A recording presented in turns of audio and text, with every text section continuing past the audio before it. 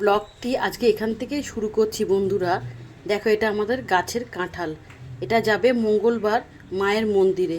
ঠিক আছে, আর কি রান্না হচ্ছে তোমাদের সাথে শেয়ার করি, চলো। প্রতিনিয়ত সংসারের কাজকর্ম আশিবাসি সব সারা হয়ে গেছে।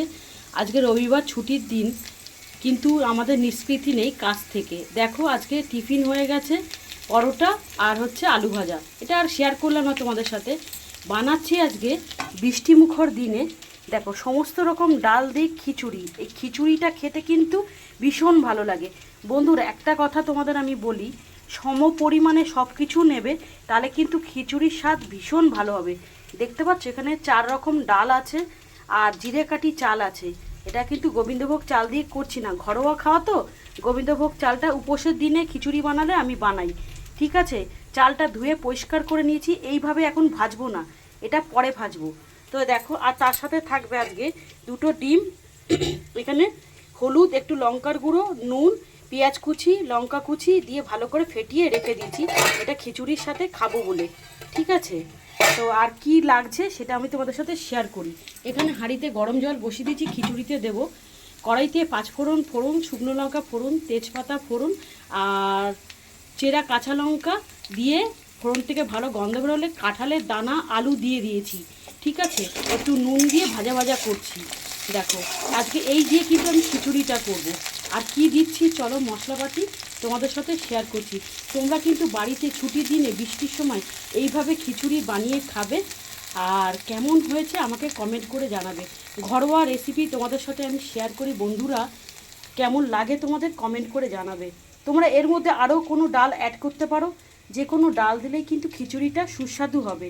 আর খিচুড়ির সাথে আলুর দম বলো, লাবড়া বলো, বাঁধাকপি বলো, ফুলকপি বলো, সব কিছুই কিন্তু ভালো লাগে। দেখো, এখানে লাগছে বেসিক মশলা। ঠিক আছে, এখানে নিয়েছি চিনি, হলদি পাউডার। এই দেখো, আমি শিলনোড়াতে বেটে সবসময় রান্না দেখাই তোমাদের। এখানে কাঁচা লঙ্কা, আদা, রসুন আমি বেটে নিয়েছি ভালো করে। আর হচ্ছে রোজকার মশলা, একটু লঙ্কার গুঁড়ো, একটু ধনের গুঁড়ো, একটু জিরের গুঁড়ো। ঠিক আছে, এটা কিন্তু মাস্ট দিতে লাগবে এই পাঁচমিশালি খিচুড়ির সাথে। দেখো, এটা আমি সরিয়ে দিলাম। আর দেখো, এখানে আছে পেঁয়াজ কুচি, টমেটো কুচি বন্ধুরা। পেঁয়াজটা অতি অবশ্যই দেবে।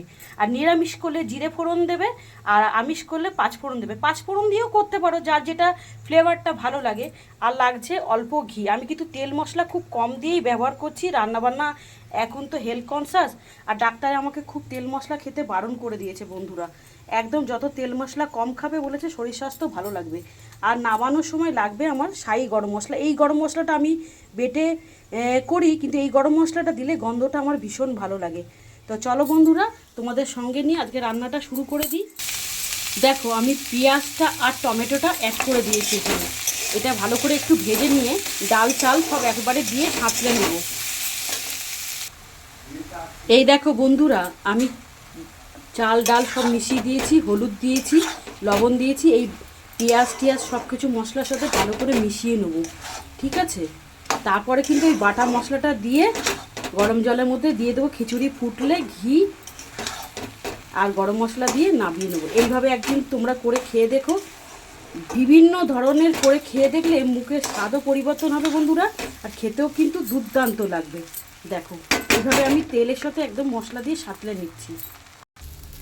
কি সুন্দর কালারটা হয়েছে বন্ধুরা। মশলাটা দিয়ে দিয়েছি, এখন বাটিটা ধুয়ে একটু জল দিলাম, যাতে ভালো করে মশলা চাল ডালের সাথে মিশে যায়।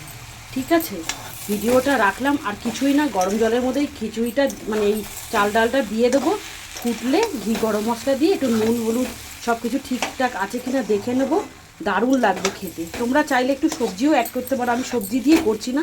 এটা ডাল আর কাঁঠালের দানা দিয়ে খিচুড়িটা হচ্ছে। ঠিক আছে, ফাইনাল রেসিপি অন্য কোনো ভিডিওতে শেয়ার করে দেবো। আর ভিডিওটা বাড়ালাম না, সম্পূর্ণ রেসিপিটা কিন্তু দেখালাম।